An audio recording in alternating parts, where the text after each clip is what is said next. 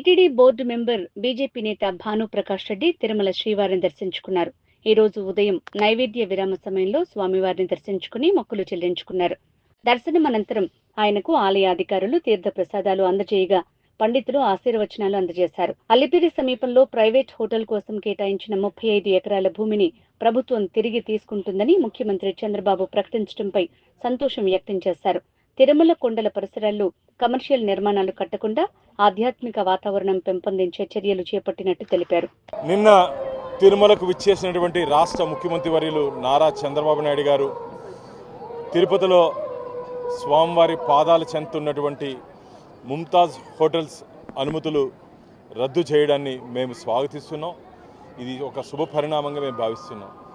మొత్తం ఆ అలిపిరి మార్గంగా ఉన్నటువంటి ఆ రహదారిని మొత్తం టెంపుల్ కారిడార్గా డిక్లేర్ చేసి భవిష్యత్తులో అక్కడ ఇలాంటి ధార్మిక వ్యతిరేక, ఎందుకంటే ఒక స్టార్ హోటల్ అంటే దాంట్లో బార్లు, పబ్బులు, మాంసాహారం ఇవన్నీ వచ్చే అవకాశం ఉంది కాబట్టి అది భక్తుల మనోభావాలకి సంబంధించిన అంశం కాబట్టి అలాంటిది ఉండకూడదని చెప్పి మొట్టమొదటి ధర్మకర్తల మండలి సమావేశంలో దాని మీద తీర్మానం చేసి ముఖ్యమంత్రి గారికి పంపించాం. రాష్ట్ర ప్రభుత్వానికి వెంటనే రాష్ట్ర ప్రభుత్వం స్పందించి గత ప్రభుత్వం జగన్మోహన్ రెడ్డి ఇచ్చినటువంటి ఉత్తర్వుల్ని రద్దుపరుస్తూ నిన్న వారు ఉత్తర్వులు జారీ చేయడం జరిగింది. ఇది చాలా స్వాగతించదగ్గ విషయం. కోట్లాది మంది భక్తులు దీన్ని స్వాగతిస్తున్నారు. గత ప్రభుత్వంలో ముఖ్యంగా పరకామని గతంలో శ్రీవారి హుండీలో మనం ఎక్కడున్నామో ఈరోజు కలియుగ ప్రత్యక్ష దైవన వెంకటేశ్వర స్వామి పరకామనిలో దాదాపు కోట్ల రూపాయలు దొంగతనం జరిగింది. దాన్ని నియమ నిబంధనలకు వ్యతిరేకంగా లోక్ అదాలత్లో రాజీ చేశారని చెప్పి ఆ రాజీలో కూడా పోలీస్ అధికారుల నుంచి ఒత్తిడి వచ్చిన కారణంగా మేము రాజీకి వెళ్లాల్సిన పరిస్థితి ఏర్పడిందని చెప్పి విజిలెన్స్ రిపోర్ట్లో ఉండడాన్ని నేను లోకేష్ బాబు దృష్టికి నేను తీసుకుని వెళ్ళడం జరిగింది. దీని మీద వెంటనే చర్యలు తీసుకుంటామని చెప్పారు. దీని మీద కూడా నేను బోర్డులో కూడా దీని మీద అబ్జెక్షన్స్ కూడా చెప్పడం జరిగింది. టీటీడీ ఈవో గారు విజిలెన్స్ నివేదిక వచ్చిన తర్వాత వారి మీద చర్యలు తీసుకుంటామని చెప్పారు. నేను ఈరోజు దీని మీద సిఐడి ఎంక్వైరీకి డిమాండ్ చేస్తున్నాను.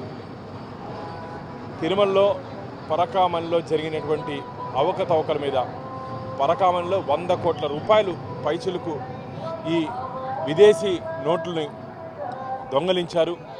దాన్ని నియమ నిబంధనలకు వ్యతిరేకంగా రాజీ చేశారు. దాని మీద ఒక సిఐడి ఎంక్వైరీ జరగాలి. దాంట్లో పాత్రదారులు, సూత్రధారులు, వాటాదారులు, దాన్ని ఎవరెవరు అక్కడ ప్రత్యక్షంగా పరోక్షంగా సహకరించారో, దాంట్లో కోట్ల రూపాయలు ఎవరెవరు ఎక్కడెక్కడ చేతులు మారిందో పూర్తి స్థాయిలో విచారణ జరిపించాలని చెప్పి నేను కోరడం జరిగింది. సానుకూలంగా స్పందించారు. ఇది రాబో రోజుల్లో తిరుమల క్షేత్రంలో ఎవరైనా సరే తప్పు చేసేదానికి భయపడే దిశగా ఉండాలని చెప్పి నేను కోరుకుంటూ, ముఖ్యంగా అన్యమతస్థుల విషయానికి వస్తే నిన్న ముఖ్యమంత్రి గారు చెప్పడం జరిగింది. భగవంతుడి పట్ల నమ్మకం, విశ్వాసం లేని వారిని గౌరవప్రదంగా వారిని ఇక్కడి నుంచి పంపించేస్తామని చెప్పారు.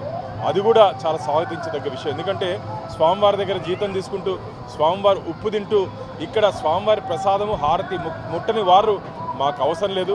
వారిని ఇక్కడి నుంచి వెంటనే పంపు చేయాల్సిన అవసరం ఉంది. జరగబో ధర్మకర్తల మండలి సమావేశాలను కూడా దాని మీద ఒక ప్రత్యేక చర్చ తీసుకొని వచ్చి స్వామివారి మీద నమ్మకం, విశ్వాసం లేని వాళ్ళని ఇక్కడి నుంచి వెంటనే తొలగించే దిశగా మేము ప్రయత్నం చేస్తున్నాం.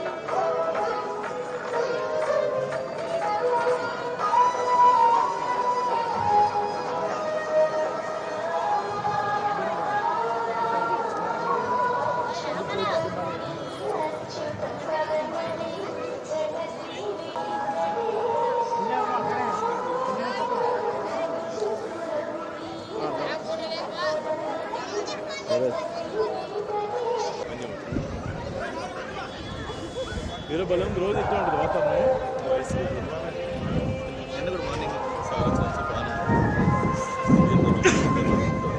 చాలా బాగుంది.